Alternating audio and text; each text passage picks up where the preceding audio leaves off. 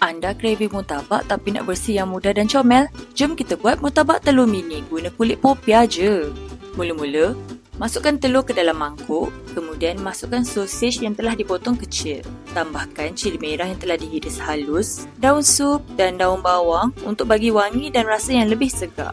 Lepas tu, masukkan mushroom seasoning, serbuk cili dan serbuk bawang putih. Gaul sampai semua sebati. Sekarang kita ambil sekeping kulit popia, sudukan inti telur tadi di bahagian tengah. Jangan lupa letak sedikit keju mozzarella untuk efek tarik-tarik nanti. Kemudian lipat dengan kemas. Boleh lipat bentuk empat segi atau segitiga ikut suka anda. Kita panaskan minyak dan goreng murtabak hingga keperangan dan rangup. Jangan lupa terbalikkan murtabak kita supaya masak sekata. Bila murtabak kita dah garing sekata, boleh angkat dan toskan. Okey.